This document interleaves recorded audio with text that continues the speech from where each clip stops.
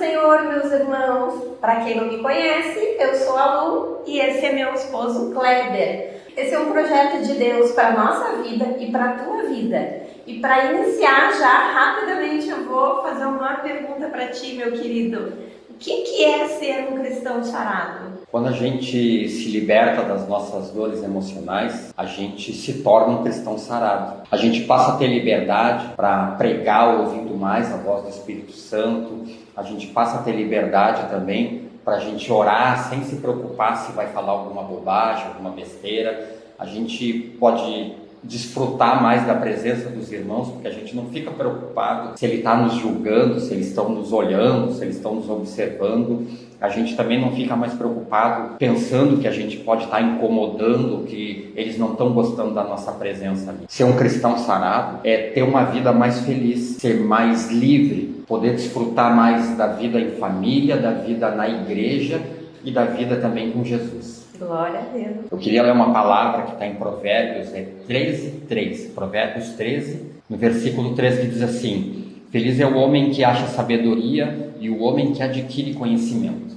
Muita gente não sabe que por muitos anos eu sofri com dores emocionais, mesmo eu estando na igreja. Eu estudava a Bíblia, eu buscava um relacionamento mais profundo com Deus e mesmo assim eu me sentia muito travado. Eu tinha muitos pensamentos ruins ao meu respeito, eu me sentia muito mal comigo mesmo, eu passava me julgando o tempo todo. A gente sabe que muitas pessoas acreditam que isso é falta de fé, mas eu acho que essas pessoas elas não leem muito a Bíblia, porque a Bíblia ela nos mostra muitos heróis da fé, muitos personagens bíblicos que estiveram junto ao lado de Deus e mesmo assim tiveram dores emocionais, como Moisés, como Jó, como o profeta Elias. E até esses dias uma pessoa fez um comentário assim numa postagem, né? Tá lendo um pouco a Bíblia, né? Mas eu acho que essa pessoa que está lendo um pouco a Bíblia, porque ela não teve o entendimento. Conhece alguma pessoa que lê mais a Bíblia do que os pastores? Não, é o que eu imagino, porque os pastores, para poder formular, né, uma pregação, uma ministração, 2, às vezes 3 vezes por semana, como muitos fazem, eles precisam ler muito a Bíblia. E eu acredito que eles buscam a presença de Deus, a presença do Espírito Santo, guiar do Espírito Santo, porque eles não conseguiriam gerir, né, administrar uma igreja, pastorear, né? E mesmo assim, os pastores, eles têm dores emocionais, eles não estão livres de ter dores emocionais, e às vezes dores emocionais muito graves. Então, não é o ler mais a Bíblia que vai impedir que as pessoas deixem de ter dores emocionais, porque isso é inerente da vida, né? Isso está no ser humano, ninguém está livre de ter dores emocionais. Não adianta, estar escrito na Bíblia, né? No mundo tereis aflições, mas tende bom ânimo, eu venci o mundo.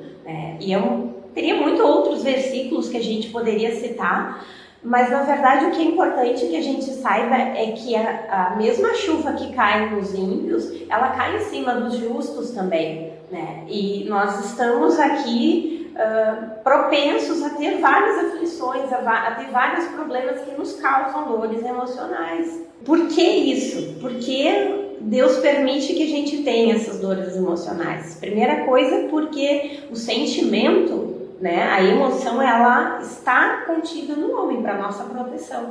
Mas tem um propósito. Toda dor, todo sofrimento, ela tem um propósito.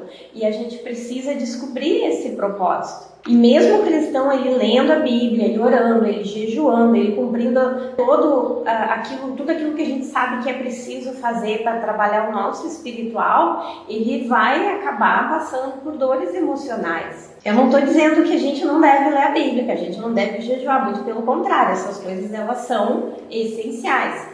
Mas a gente precisa entender que tem um ensinamento por trás dessas dores, tem algo que Deus quer nos mostrar, Ele quer nos tratar, Ele quer nos moldar, nos lapidar. E quando a gente está passando pelo vale, a gente está passando pelo deserto, é importante que a gente entenda que é preciso tirar uma lição, porque quando a gente não entende essa lição, a gente acaba tendo que passar na prova novamente, a gente passa pelaquela prova várias vezes.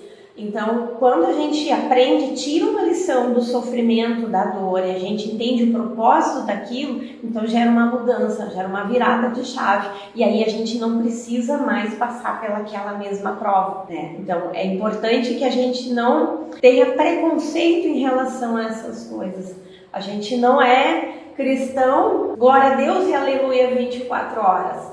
A gente adora o Senhor, a gente busca o Senhor, mas a gente vive o dia a dia, os sofrimentos, as aflições, os problemas que esta vida acaba nos gerando, né? E só que tudo isso tem um propósito. O Senhor, nada é em vão. Ele quer o nosso bem. A Bíblia diz, né, que Ele quer o melhor para nós. Ele não quer a nossa dor, o nosso sofrimento, né? Então a gente precisa entender que crer nisso é um ponto fundamental. Crer que tudo coopera para o bem daqueles que amam a Deus, inclusive a dor emocional, inclusive o sofrimento pelo qual o nosso irmão pode estar passando hoje.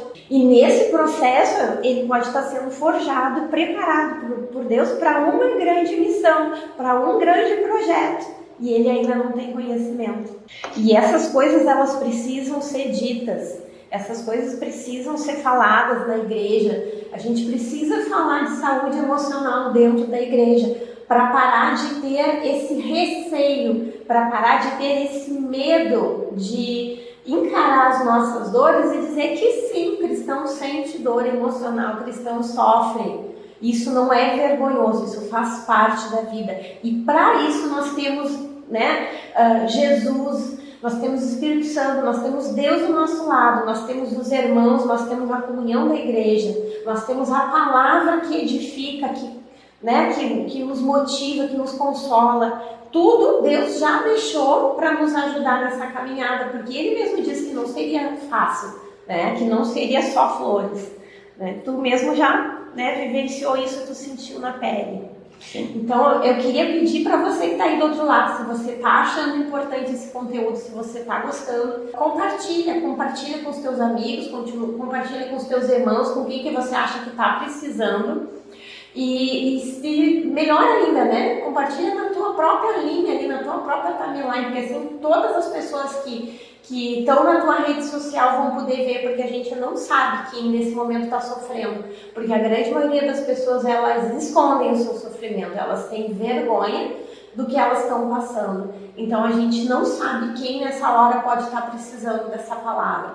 E eu peço que tu faça parte, né, dessa comunidade que vai começar a levar uma palavra abençoada a respeito de saúde emocional, para sarar o nosso irmão, para sarar a nossa igreja e para sarar a nossa vida, em nome santo de Jesus. Exatamente, né? A gente se sente julgado dentro da igreja, né? E é importante que a igreja entenda que é preciso amar mais os irmãos em sofrimento, né? Precisa ter menos julgamento a respeito dessas coisas e mais entendimento e mais amor. Amar a pessoa que está em sofrimento. Porque a pessoa que está com dor emocional, né? A gente que sente a dor, a gente mesmo começa a se julgar. Nós mesmos começamos a ter auto-julgamentos a respeito da gente, né? E a gente acaba se condenando, né? E eu não entendia, por exemplo, por que essas coisas aconteciam comigo. Por que eu me sentia assim tão mal. Por muitas vezes, né, períodos da minha vida, eu me sentia um verdadeiro lixo. E eu não conseguia compreender por que alguém que estava tentando fazer as coisas todas certinhas continuava se sentindo assim, né? Uma pessoa que não era merecedora da graça de Deus.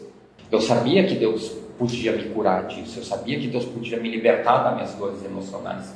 Mas mesmo assim eu continuava dentro da igreja me sentindo dessa maneira, me sentindo mal comigo mesmo. Até que eu entendi por que Deus não me curava da maneira que eu queria, ou seja, através de um milagre, né? Porque existia na realidade um propósito nisso, né? Eu precisava passar por uma jornada para aprender, para sentir a dor, para até chegar à minha libertação das dores emocionais. Muita coisa acontece na nossa vida, é permissão de Deus, né? Deus, nesse processo, Deus estava me moldando, estava me forjando, né? Estava testando a minha fé, estava testando a minha fidelidade. No meu caso, eu precisava passar pelas minhas dores, eu precisava passar por esse processo, porque só assim eu ia buscar conhecimento só passando por essas dores, eu ia tentar compreender elas, buscar aprender sobre elas e buscar uma solução para elas. Dessa forma a gente ia poder estar ajudando pessoas, né? Porque se não fosse isso, acho que talvez nem eu fosse psicóloga hoje em dia. Então, é um propósito maior que às vezes Deus usa alguns caminhos e permite que eles aconteçam. E a gente fica se perguntando, por que eu? Por que comigo? Por que desta forma, né? Deus podia te curar? Podia. Mas não foi desta forma que Ele te libertou. Ele usou um processo, um caminho, uma jornada, um método. Exatamente.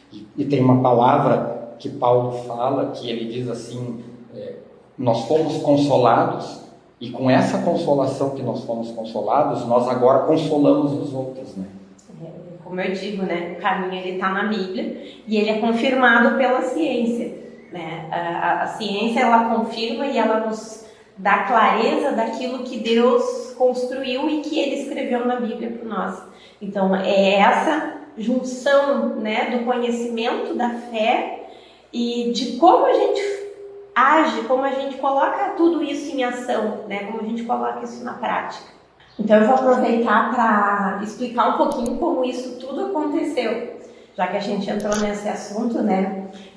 Já fazem 15 anos que nós nos convertemos e neste tempo que a gente teve na igreja, a gente começou a perceber que a maioria dos cristãos, eles tinham um preconceito a respeito das dores emocionais. Eles viviam as suas dores sozinhos, escondidos, e a gente viu muita gente se afastando da igreja, se afastando da comunhão e até se afastando de Deus por causa disso. Porque de uma maneira geral, as pessoas elas têm um preconceito, né, contra transtornos mentais, contra os problemas da alma de uma maneira geral. Mas o cristão mais ainda, né, parece que a gente entrou para a igreja, a gente não vai ter mais problema, a gente não vai ter mais dor, que vai ser só alegria e bênção. E as dores emocionais, elas não acontecem só para as pessoas que vieram do mundo, até aquelas pessoas que nasceram dentro da igreja, que nasceram dentro de uma família cristã, elas podem ter dores emocionais também. Então fica conosco até o final, porque a gente vai ter muita coisa interessante e importante para a tua vida. Pode ser que tenha muita gente se perguntando, porque a gente fala de dor emocional, mas talvez as pessoas não saibam bem o que é isso, né? Então explica pra gente um pouquinho o que é dor emocional. Dor emocional é qualquer sentimento que cause angústia, que cause incômodo, que atrapalhe a tua vida e acabe gerando tristeza, acabe gerando vergonha e outras coisas ruins na nossa vida, nos atrapalhando o nosso dia a dia, nos atrapalhando o nosso ministério, né? Então isso é dor emocional, emoções, sentimentos que são negativos, que são ruins e que permanecem, né? Que eles são frequentes e nos atrapalham. E eu, como psicóloga, eu já atendi muita gente com transtornos graves porque não trataram as suas dores emocionais lá no início, né? Justamente por essa resistência ao tratamento, por essa resistência em procurar ajuda. Porque a gente, quando está na igreja, a gente tem aquele entendimento de que tudo é espiritual. A gente foi para a igreja, não, tudo é espiritual, vamos orar, vamos jejuar, vamos ler a palavra e pronto, está resolvido. E às vezes não é assim que acontece. E aí a gente fica, né, com aquela impressão, não, eu não tenho fé, então eu sou um crente fraco, eu não sou um crente tão bom quanto o meu irmão que não tem nada. E aí eu começo a esconder as minhas dores. E aí com essa vergonha, com esse medo, eu acabo me afastando, né? E eu acabo muitas vezes não conseguindo mais ter a mesma comunhão com Deus. Eu não consigo mais orar da mesma forma, eu começo a me sentir fraco também na minha fé, também nas minhas crenças religiosas, né? Porque se meu irmão pode ser tão forte, né? A fé dele pode mover montanhas, a minha não. Então eu começo a achar que a minha fé está diminuindo, que eu não sou tão bom para ser agraciado pelo milagre de Deus, e eu começo a me diminuir, também como um cristão, né? Também como um filho de Deus. Eu não me acho mais digno de estar ali naquele local. E eu começo a sofrer sozinha, eu começo a me afastar, ficar no banco e começo a gerar outras dores na minha vida. Tu sentiu isso na pele, né? E foi por causa disso que a gente entrou nessa jornada, começamos a encontrar um caminho, né? E esse caminho hoje ele não serve só para nós, só para ti, mas para qualquer pessoa que creia na Bíblia, que creia em Deus e deseje se libertar das suas dores emocionais, que deseje ser mais feliz, porque o Senhor ele nos prometeu, né? Dentre as suas promessas, ele nos prometeu, né? Que nós teríamos de melhor nessa terra. Então, Kleber, conta para nós um pouquinho também como tudo isso aconteceu, como é que foi essa jornada para ti? Então, o ser humano é um ser completo, né? Feito de corpo, alma e espírito. E a gente, quando vai para a igreja, a gente começa a aprender as coisas da igreja, começa a aprender a palavra, começa a escutar, e aí a gente abre os nossos olhos para o mundo espiritual. Só que há um problema nisso, porque a gente começa a enxergar tudo com os olhos espirituais. E aí a gente começa a espiritualizar todas as áreas da nossa vida. Aí a gente começa a ver o mundo só pelo lado espiritual e começa a achar que essas nossas dores, que essas nossas dificuldades são demônios, que é tudo influência maligna, né? E existe realmente isso, né? O pecado, né? Existe realmente a influência maligna, mas só que não é só isso, né? Quando a gente tem uma dor emocional, quando a gente tem, por exemplo, uma dor de rejeição, por exemplo, desde a nossa infância, a gente abre uma porta para o maligno trabalhar na gente. É que o maligno, ele anda ao derredor, né? A palavra diz que ele anda ao derredor como um leão, buscando a quem possa tragar, né? Então, ele vai nos influenciar. A pessoa que se sente rejeitada, o inimigo vem para a volta dela e começa a falar coisas no pensamento dela, né?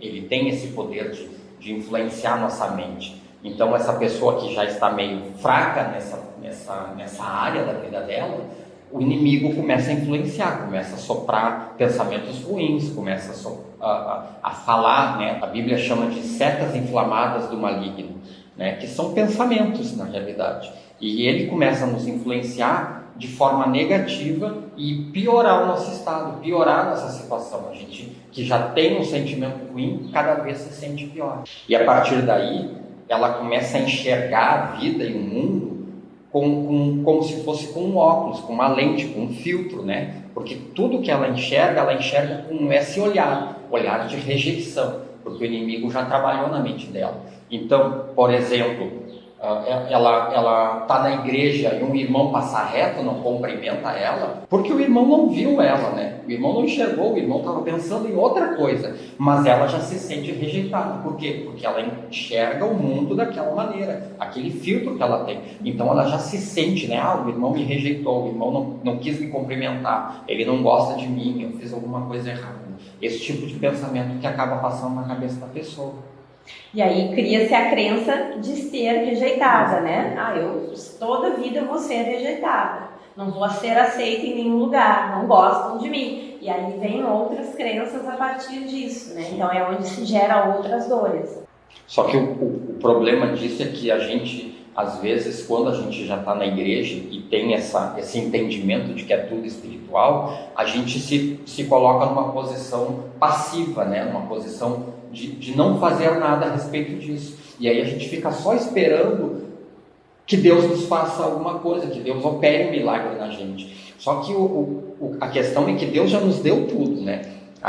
Em Efésios, lá no capítulo 1, está escrito que Deus já nos abençoou com toda sorte de bênçãos espirituais. Então nós já temos todas as ferramentas que a gente precisa para nos libertar, né, das nossas dores emocionais.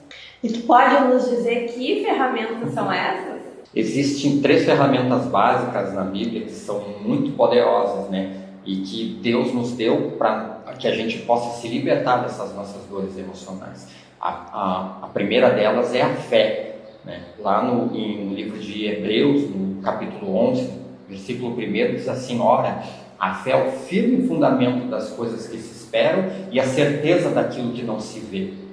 E nesse capítulo fala de diversos heróis da fé, diversas pessoas, né, Moisés, Noé, Abraão, diversos personagens da Bíblia que eram seres humanos, que eram pessoas comuns e que tiveram falhas, tiveram dificuldades, tiveram muitas dores emocionais, né? E isso está escrito na Bíblia bem claramente, e que foram abençoados por Deus, que tiveram fé e creram, né, nas promessas que Deus tinha feito, ainda que eles tivessem essas dores emocionais. Então, crendo nessa promessa que Deus tinha feito para eles continuaram a jornada deles, né, mesmo com as suas dificuldades, crendo que Deus jamais ia abandonar eles e que ia providenciar todas as saídas que fosse necessária para a vida deles. No último versículo lá desse capítulo 11 de Hebreus, tem a resposta para tudo isso, né? É que eles, assim como nós, precisavam passar por um processo de aperfeiçoamento. Era esse o desejo de Deus. Então a fé, por exemplo, a fé no dicionário está escrito que é acreditar em alguma coisa mesmo sem a gente ter prova. É colocar nossa confiança em alguém ou em alguma coisa que nós acreditamos. Então a fé é nós depositarmos a nossa confiança e acreditarmos mesmo a gente não estando vendo. Lá em Marcos, no capítulo 9, versículo 23 da Bíblia, Jesus está falando assim, né? É até aquela história da figueira, né? Que Jesus faz a figueira secar. E Jesus disse assim: se tu crer, tudo é possível ao que crê. A segunda ferramenta é o conhecimento. Deus é a fonte de todo conhecimento. A Bíblia fala isso, né? Lá em Provérbios diz que de Deus vem a sabedoria e o entendimento. Deus nos deu o entendimento, e isso é um presente de Deus para nós. O conhecimento é um presente de Deus. Toda a ciência, tudo que é descoberto, todas as coisas que já foram criadas ou descobertas, são presente de Deus para nós, para que o ser humano viva melhor, né? Só que a gente precisa entender que o conhecimento de Deus está na palavra e também em todas as coisas, toda a sua criação. Então a gente precisa usar todas essas ferramentas que Deus nos deu, né? Usar todo esse conhecimento, né? Tanto da palavra como o conhecimento da ciência, conhecimento que o ser humano, o homem, também atingiu, né? Conseguiu descobrir. Então quando a gente aplica esse conhecimento, quando a gente consegue aplicar ele na nossa vida, a gente começa a entender melhor qual é o nosso caminho, a maneira com que nós devemos agir, nos comportar. E aí entra a terceira ferramenta, que é a ação. Deus nos deu o livre-arbítrio, né? Deus nos deu autoridade, Deus nos deu poder para dominar todas as coisas. Ele disse lá na criação, né? Dominem sobre todas as coisas. Então a gente pode escolher fazer qualquer coisa ou fazer aquilo que está escrito na Bíblia, fazer aquilo que a Bíblia nos orienta a fazer. Por isso que é importante a junção dessas três ferramentas, porque a fé e o conhecimento vão nos guiar para a gente agir da melhor maneira. Então nós devemos agir segundo aquilo que Deus nos orienta, né? Porque mesmo quando a gente decide não fazer nada, quando a gente decide não agir, a gente já está tomando uma decisão que é ficar parado, que é não viver as promessas de Deus, que é não viver feliz, né? Ou a gente pode escolher não fazer nada, ou a gente pode escolher tomar as atitudes e transformar a nossa vida para aquilo que Deus planejou para nós. E essa é a diferença do que a gente está ensinando aqui, do nosso método para os tratamentos comuns, né? O que a gente está tentando passar e ensinar é que existe na palavra de Deus a solução para os nossos problemas. Não só para os nossos problemas espirituais, mas existe um conhecimento mais profundo que a gente às vezes não enxerga porque a gente não procura, porque a gente evita de falar essas coisas.